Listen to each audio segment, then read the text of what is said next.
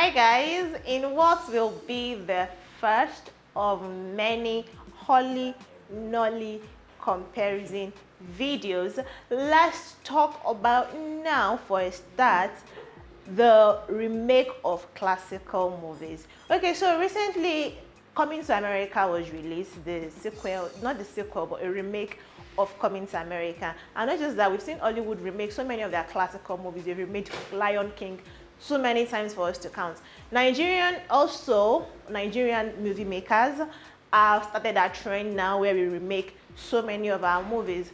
And the recent one, or the most recent that we remade, is Living in Bondage, Breaking Free. So I'm going to compare the remake of these classical movies and let's see if they stayed true to the cause and the intention of remaking the movie. Now, although I'm a millennial, don't call me a Gen Z, but I want to be a Gen Z, but whatever.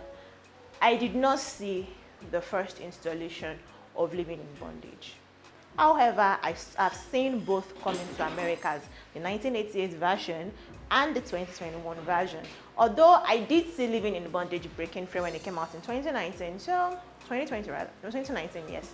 So I think I'm capable enough to discuss the comparison between them. But I'm going to be doing it based on plots, because the storyline matters, the storyline, the plot, the cast and the character development, and also on the outfit, like the differences in the outfits that was worn in the installation of both movies. But I'm going to start with Coming to America. Okay, so Coming to America was shot 32 years later. So as expected, most of the cast and crew are quite elderly. But there's something about Black Americans. They say that blacks don't age, black don't crack. And it was very apparent in Coming to America. I'm going to call it Coming to America 2, so that you understand what I'm saying. In Coming to America 2, it is very apparent that they don't cry, because see how Eddie Murphy is still glowing, and even even the King Jaffe, what is his name now? He still looked dapper, for his kind of person. But then Living in Bondage was shot 27 years later. And although we didn't see them bring back most of the cast members, they brought back some cast members. However, for Coming to America 2, the cast members that were not brought back were unavoidably absent. Like his mom, who actually passed away in 1995, about 7 years after the first Coming to America was released. It was understandable why she would not be in the movie. But then for Living in Bondage, some of the acts are still around, but somehow they didn't make it into the movie. And I think that is because when it comes to the Living in Bondage, Breaking Free storyline, it's not a sequel to Living in Bondage. It's just a movie with a similar plot to the first Living in Bondage, in my opinion. Remember, I didn't say Living in Bondage, but from everything I saw about the first Living in Bondage, I never saw the full movie, but from snippets and then stories and everything, it's like they did. Living in Bondage, Breaking Free should be a stand-alone movie. It can function as a stand-alone movie, even if they gave it a different title. We will not be offended, because they didn't really follow the story of the first Living in Bondage. Whereas in Coming to America 2, it's just like a sequel of the first Coming to America. The only difference is, okay, the first one, Akim went in search of love, and then it ended with his father accepting the love he found. And then Coming to America 2 showed us how Hakim actually got someone pregnant, and he has a son in America from one of his one-night stands when he first got to America. And the woman he supposedly had an affair with was introduced. She's a new cast. She's one of the people that they introduced into Coming to America. But for Living in Bondage, the only thing is I just followed the normal occultic storyline of the first Living in Bondage, and then the feature, it brought back Kanayo, and then Bob Manuel. Bob Manuel was still looking good though, so yeah, he aged well. And there was introduction of so many new casts. We had Nancy Nseme coming. We had Swanky JK. Swanky JK actually killed his role in Living in Bondage, because he was the main character, and just his quest for wealth and money, and then which took him to the Kanye for money rituals and all of those things, the head of some cult group and things like that. But then for character development too, I feel like Coming to America did justice to that. We saw the promotion. I mean, in 32 years, you'd expect that some palace officials have been promoted, and it showed the promotion of the Queen Mother's flag girl. She got promoted to the main flag girl. That was the lady that was sent with Akim to America when he first left. I don't even remember that. If you saw both movies, you should understand what I'm saying. We saw her being promoted, and then the friendship between Semi and Akim still remained very intact. I mean, they've grown, but there was still the banter, and they really just showed us it 32 years after, you know.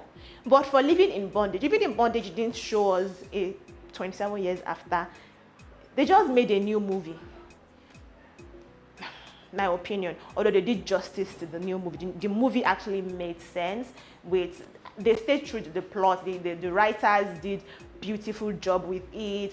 And for the first time, coming from a part 2 movie, there was no flashback. That was mad impressive. Because I expected it to be riddled with so many, maybe because they didn't see, they definitely will see the masters of that project.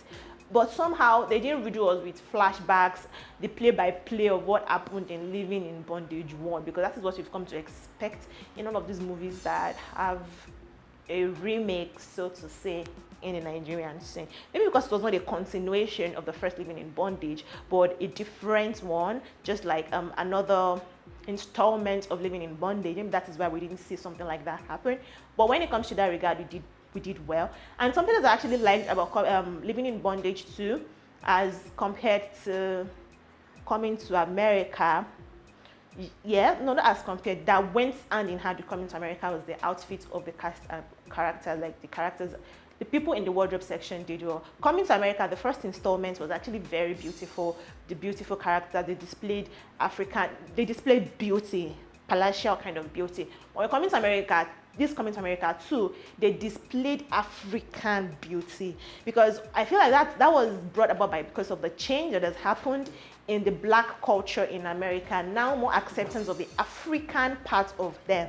You know, I feel like that is what informed the choices of outfits they wore in Coming to America too. While for Living in Bondage, it was inspired because of the fact that this is money we are talking about. It was supposed to be a wealthy person. He's trying to become a wealthy person. He went to meet wealthy individuals that, even though they got their money from ritualism. When I said ritualism, I just remember people by the more ritualism in Sugar Rush. Sorry. From ritualism, and as expected, they showed us money, private jets, palatial houses, places that were just very beautiful as expected, and which is the current trend in Nigerian Nollywood, showing us very affluential things and luxurious things, because Nigerians live in luxury. But then there's something I noticed. There's a flaw in Coming to America for me, is the exaggerated African language or African accents. Like, we should have gone far from that. What is with them opening their mouth so wide and trying to talk like they are singing? It's something with Black American movies when they try to portray in Africa. I mean, you could study these things. You had Davido perform. You could listen to him talk. Although when our acts go there, when Nigerians or acts go there and they have to speak, they try to speak Queen's English, or should I say American English now, and try to not up in German when they're talking, and then be all kind of killed, you know. Let them come study us and how we actually talk. Because Africa is not a country. Africa is a continent. There are different accents, and they said that large opening of mouth is synonymous to the thief culture. I've seen a thief man speak. They don't speak like that. So that's like the major flaw. I feel like they should have grown out of that. And then the exaggerated attempts to make us laugh. Because I prefer the first installment to the second installment. I mean, it was funnier than the second one. Then for Living in Bondage, the one thing I noticed, I only just have one flaw for Living in Bondage. And that is the outfit of that journalist man. What did you give Onoa to wear? Is he an American journalist? Is he a Nigerian journalist, for crying out loud? So why did he have to always have a cigar, and then the outfit, and then the way he spoke? I feel like the wardrobe department didn't do very well, although they did well in every other aspect, dressing every other person. But that journalist man, we try to bring American culture into it all over again. Why do we have to always do that? But then, overall, in conclusion, I feel like this is an amazing way to bring back these classics, because that is something I'm very passionate about too, and celebrating the talents that we've always had in the industry and the amazing movies they gave us back in the days, but we didn't appreciate because of the quality or the kind of equipment they used in shooting those movies, in my opinion. And let me know what you think about coming to America and Nigerians, or Nigeria rather, Nigeria producers, filmmakers trying to recreate old movies. Is there a way you want them to do? Should they continue telling that story like we see happen in Coming to America, or should they just make a different stand-alone movie like we saw in Living in Bondage, Breaking Free?